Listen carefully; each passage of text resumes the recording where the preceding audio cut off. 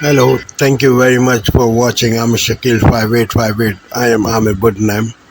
Following headlines have been reported by American, Canadian news channels and AP, AFP and Reuters news agencies. Now some of the headlines. Hurricane Milton devastation in Florida and in Canada. Biden says Trump must get live. Regarding hurricane devastations. TD Bank of Canada and Justice Department. Israeli bombing in Gaza. Israel target UN post in southern Lebanon. Ukraine president meet European leaders. On Wall Street, Nasdaq, Dow Jones Industrial and S&P 500 all went down. Now please watch the channels.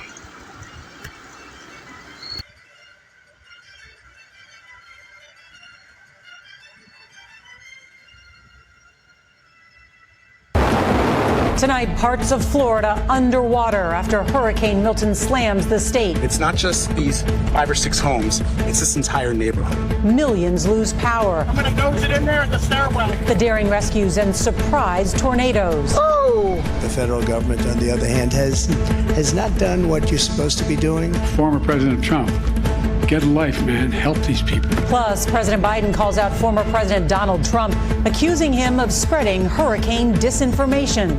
And tonight's Eye on America. We didn't have any connection to the outside world except our radio station. How an AM radio becomes a lifeline in natural disasters. This is our family. These are our friends. The CBS Evening News starts now.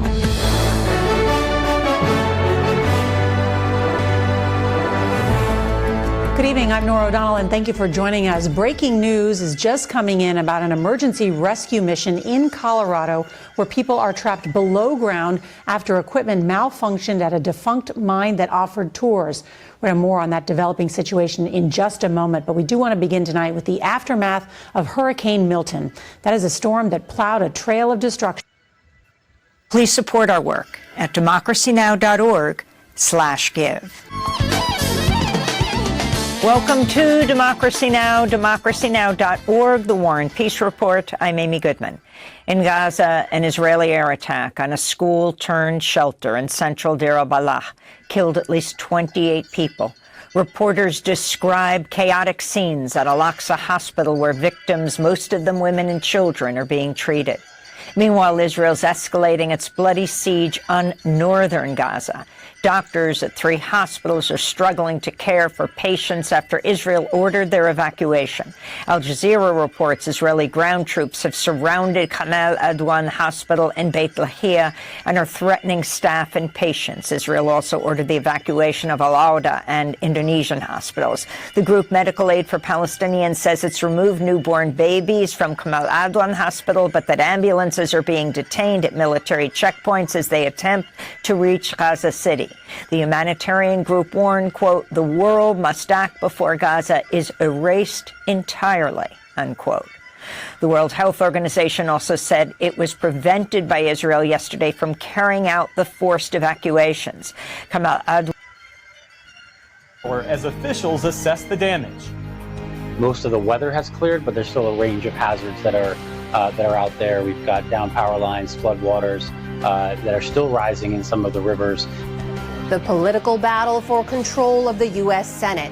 We look at the races that could determine if the chamber flips hands. And cross-border attacks escalate between Israel and Hezbollah in southern Lebanon, with the United Nations accusing Israel of firing on its peacekeepers. And we start the day's other headlines in the Middle East. Palestinian medical officials say an Israeli airstrike on a school sheltering displaced people in central Gaza killed at least 27 people today. Authorities say a child and 7 women were among those killed, and they warn the death toll could rise. Children were playing in the schoolyard. They opened a school upstairs to tutor them just 2 days ago. Then these missiles drop. The mother who went to get dough from the bakery to feed her children, I found her lying on the floor. The Israeli military says it targeted a militant command and control center located inside the school. Israel launched a large military operation against Hamas in northern Gaza earlier this week, even as its war with Hezbollah in Lebanon intensifies. Ukraine's parliament has approved its largest wartime tax hike aimed at funding the country's fight against Russia. It comes as President Volodymyr Zelensky visits leaders across Europe to discuss his so-called victory plan, which he has not yet made public. Very good to welcome you again back here. Very important we're able to. Zelensky began in London, where he met with British Prime Minister Keir Starmer. The two were later joined by NATO Secretary General. Afterwards, Zelensky traveled to Paris for a meeting with President Emmanuel Macron. He is also due to visit Rome and Berlin. Meantime, a Ukrainian official said today that journalist Victoria Roshchina has died in Russian detention. She disappeared in August of last year after traveling to Russian-controlled East Ukraine for a report. The circumstances of her arrest and death have not been made public. Roshchina received the Courage in Journalism Award from the International Women's Media Foundation for her reporting from East Ukraine in 2022. She would have turned 28 years old this month. Here in the U.S., new data out today told a tale of economic highs and lows, the highest number of jobless claims all year, and the lowest inflation in more than 3 years. First, the jobs, and the number of Americans filing for unemployment benefits last week jumped to 258,000. That's the most since August of 2023. Meantime, inflation eased last month to 2.4%, its lowest rate since early 2021. Separately, the Social Security Administration announced a cost of living adjustment of 2.5% for the next year. That's lower than the past few years as inflation has steadily cooled. TD Bank has agreed to pay $3 billion in a settlement with U.S. authorities over money laundering. U.S. Attorney General Merrick Garland announced today that the bank pleaded guilty to conspiracy to commit money laundering. It's the largest penalty ever imposed on the bank for violating such laws. Prosecutors say lax practices made it convenient for criminals to move hundreds of millions of dollars over the years through TD Bank accounts. The company's CEO called it a, quote, difficult chapter in the company's history. In Nobel news, South Korean poet and novelist Han Kang won the Literature Prize today. The Nobel Committee hailed Han's writing for its intensity, saying her body of work, quote, confronts historical traumas and exposes the fragility of human life. Han has won numerous prizes in South Korea over the years, but the world perhaps knows her best for her mystifying novel, The Vegetarian, published back in 2007 and translated into English nearly a decade later. The Vegetarian earned Han and her translator the International Booker Prize. She spoke about writing novels when she accepted that award back in 2016. Writing novels is a way of questioning for me. And I just try to complete my questions through the process of my writing. Han is the first writer from South Korea and the first Asian woman ever to receive the Literature Prize. Tomorrow, the Nobel Peace Prize is due to be announced. And it is the end of an era for men's tennis. One of the game's all-time greats, Rafael Nadal, is calling it a career, saying today that he will retire after the Davis Cup in November. Nadal announced his decision on social media, saying that injuries had finally caught up with him. The reality is that it has been some difficult years, these last two especially. It is obviously a difficult decision, one that has taken me some time to make, but in this life, everything has a beginning and an end. The 38-year-old Spaniard leaves behind an incredible legacy, 22 Grand Slam singles titles. 14 of those titles came at the French Open and its famous clay courts, earning him the nickname the King of Clay. And tributes have been pouring in, including from his on-the-court rival Roger Federer, who said, quote, I always hoped this day would never come. Thank you for the unforgettable memories. On Wall Street today, stocks stepped back a bit from recent records. The Dow Jones Industrial Average lost more than 50 points on the day. The Nasdaq dipped just 9 points, so basically flat. The S&P 500 gave back about 12 points. And finally, a passing of note. Ethel Kennedy, the widow of Robert F. Kennedy, has died. Much like her late husband, Ethel Kennedy made social justice her life's work. And she remained active in organizations like the Special Olympics. She was the matriarch to a branch of the Kennedy family that included her 11 children plus dozens of grand and great-grandchildren. Kennedy also endured deep personal tragedy, losing her parents in a plane crash in 1955 and seeing both her husband and brother-in-law, President John F. Kennedy, killed by gunmen. 2 of her sons died young as well. In a statement, the Kennedy family said, quote, "We are comforted in knowing she is reunited with the love of her life, our father, Robert F. Kennedy." Ethel Kennedy was 96 years old. Still to come on the NewsHour, the shifting U.S. stance on Israel's operations targeting Hezbollah, the winner of the Nobel Prize in Chemistry on how his work could transform our lives, and new installations at museums and galleries blur the lines between art and science. This is the PBS NewsHour from the David M. Rubenstein Studio at WETA in Washington, and in the West from the Walter Cronkite School of Journalism at Arizona State University. Live from the site of Hurricane Milton's landfall in Siesta Key. Tonight, the rising death toll here in Florida after Hurricane Milton left a path of destruction and left millions without power tonight. The monster hurricane roaring ashore on Florida's west coast as a major Category 3 storm and unleashing a deadly tornado outbreak. At least 12 killed, more than 3 million homes and businesses without power.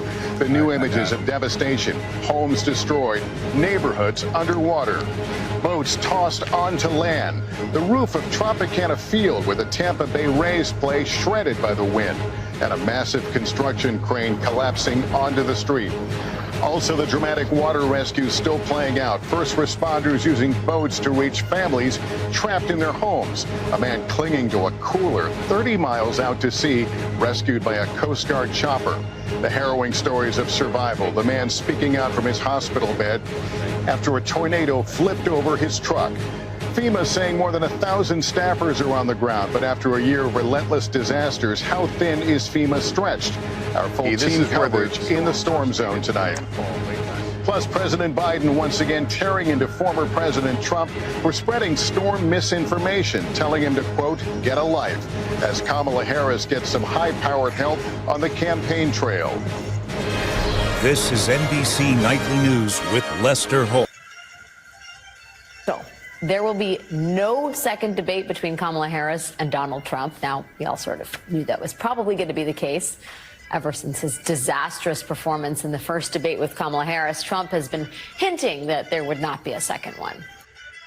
And today was the deadline for both candidates to agree to a second debate. Last night, just ahead of that deadline, Trump made clear where he stands on the issue, posting on Truth Social, ranting, if you will. There will be no rematch, all caps. So there you have it. With just 26 days left until Election Day, there will be no more opportunities for the candidates to contrast their records and their vision side by side. The persuasion part of the campaign may indeed be coming to a close, and the mobilization stage would appear to be upon us. The campaigns are now locked in a very tight battle to get their people to come out and actually vote.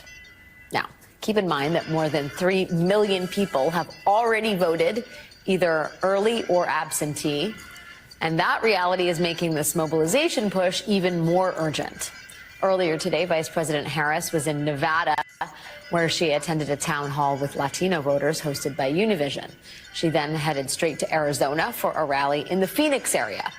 As Harris barnstorms her way through the swing states, her campaign is simultaneously unleashing an army of high-profile surrogates for this final stretch. Tomorrow, First Lady Jill Biden is also headed to Arizona to rally support in Phoenix and Yuma. Then this weekend, Senator Bernie Sanders will be campaigning in Wisconsin in a series of events targeting working-class supporters. Former President Bill Clinton is headed to Georgia and to North Carolina, where he will be speaking to rural voters. But when it comes to its biggest booster, the Harris campaign debuted its heaviest hitter tonight in the all-important battleground state of Pennsylvania, where said heavy hitter had a few things to say about Donald Trump. Well, I get it, why people are looking to shake things up. I mean, I am the hopey changey guy. So I understand people feeling frustrated and feeling we can do better. What I cannot understand is why anybody would think that Donald Trump will shake things up in a way that is good for you, Pennsylvania. I don't understand that. All right, here with reaction, the host of Tomi Lahren is Fearless on Outkick, Tomi Lahren, and Outkick founder Clay Travis.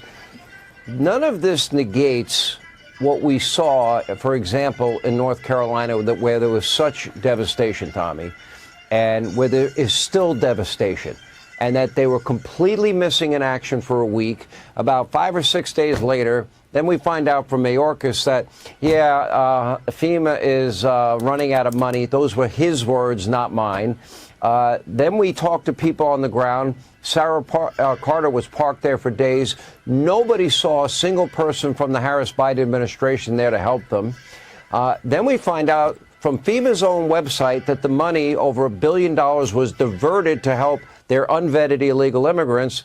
And then we find out their top priorities, number one is DEI and number two is climate change. So the criticism has been warranted. I still don't think North Carolina is getting the support they deserve. And now, if you criticize them, they're mad at you for criticizing them when this is the worst hurricane response that I think has ever happened in the history of the country. Your reaction? Well, this is the same song and dance from the Biden administration through and through. When people are struggling, they simply tell people that what they're going through is not happening. And they're more concerned with what they call misinformation or disinformation, meaning the narrative not looking good for Democrats, than they are about people suffering and struggling. But I'll also say this. If your state is going through a natural disaster, you want Governor Ron DeSantis to be your leader. He doesn't have time for Kamala's shenanigans. He doesn't have time for her trying to get her moment of spotlight. He's busy taking care of the people of Florida. That's his responsibility, and that's what he does with every disaster, whether it be COVID, or whether it be a collapsing condominium, whether it be hurricanes, natural disasters, tornadoes. Ron DeSantis is there. He's getting the work done. And Kamala is busy doing Call Her Daddy podcast. Maybe she got that confused and now she wants to call DeSantis, but he doesn't have time for her phone call. He's busy taking care of his people. Clay.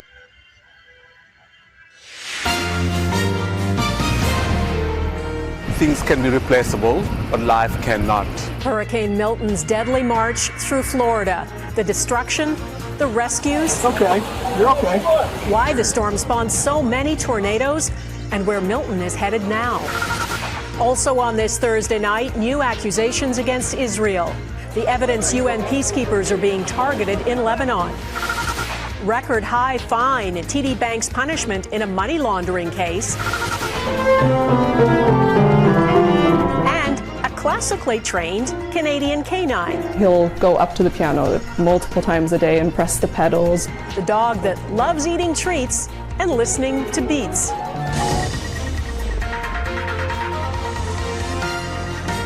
Global National with Donna Fraser. This building was supposed to be a refuge for families who fled other parts of Gaza, but this school turned shelter became a target. We were sitting when all of a sudden we saw the whole world flying, says this woman. Israel says its precise airstrike targeted a building which contained a command and control center for Hamas. But local officials say children were housed here. Every day we say it will be done with tomorrow or the day after, but it just gets worse and worse, says this woman. Not far away on the floor of the Al-Aqsa Martyrs Hospital, the frantic effort to treat those now lying bloodied and traumatized. A videographer working for CBC News captured these moments after the strike. According to Gaza health officials, at least 28 people were killed. One of the youngest victims carried in this tiny bag. The management room at the school was hit, says this man, adding there was no warning. While the misery continues in Gaza, the conflict has spread further. In Lebanon, Israel is continuing its offensive in the south, along a staging ground for Hezbollah rockets. The UN mission guarding the border between the two countries expressed alarm, saying Israel has repeatedly fired on its positions in recent days, including tank fire that hit a watchtower, injuring 2 peacekeepers who fell. Highly concerning. Tonight, Milton carves a catastrophic path across Florida.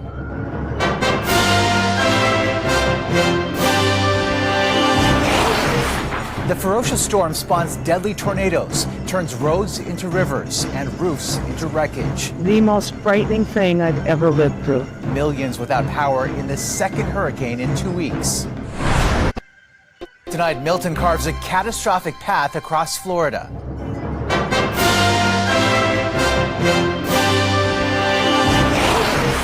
The ferocious storm spawns deadly tornadoes, turns roads into rivers and roofs into wreckage. The most frightening thing I've ever lived through. Millions without power in the second hurricane in 2 weeks. I start fight with them to stop them, no, but I can't. Masked robbers target a Toronto man in broad daylight and a bag full of cash. We haven't seen something like this in a long time. Plus, one of Canada's big banks fined billions in the U.S. Today, TD Bank pled guilty to multiple felonies. Then it's coming due very soon. Oh, I'm going to have a lot of fun. Donald Trump's new trade threat to Canada. And the king of clay sets up his final serve. Rafael Nadal, one of the greatest players in history, ready to retire. Every great story has to come to an end.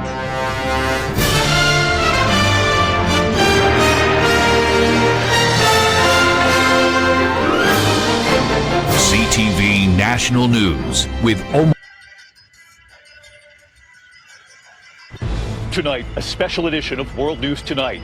We're on the scene, Hurricane Milton's path of destruction and the deadly tornado outbreak. The massive rescue operations now underway, devastation across Florida. Also breaking as we come on the air tonight, there is word coming in now. Multiple people trapped, an emergency rescue effort playing out in a mine.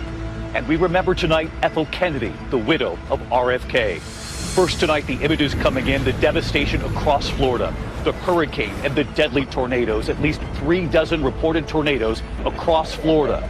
The terrifying storm surge from the hurricane, homes wiped off their foundations, the surge lifting boats from docks, leaving them in front yards.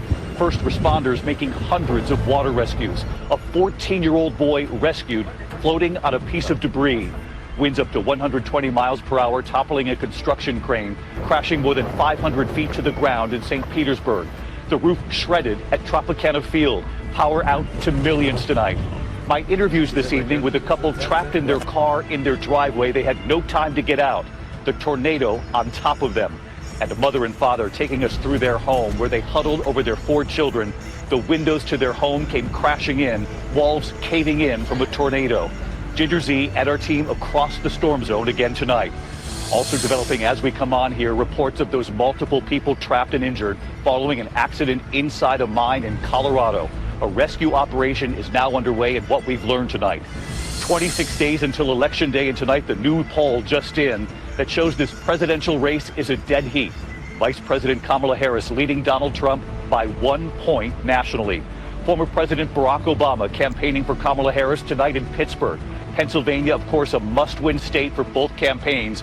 Donald Trump in Michigan. Tonight, Sean Diddy Combs making his first court appearance before the judge. The trial date is now set. When it starts and how long this trial could last. The deadly fall at Zion National Park in Utah. A husband and father of 4 plunging 200 feet into a canyon. The tennis superstar announcing his retirement tonight. And this evening here, we remember Ethel Kennedy, the widow of Robert F. Kennedy, her life of strength and grace amid heartbreaking loss. And what Taylor Swift has just done for the victims of these hurricanes. A special edition of World News Tonight begins now. From ABC News, this is ABC World News Tonight with David Muir. Reporting tonight from St. Lucie County, Florida. Thank you for sparing your precious time. This is Amir Shakil. Have a good life. Bye-bye.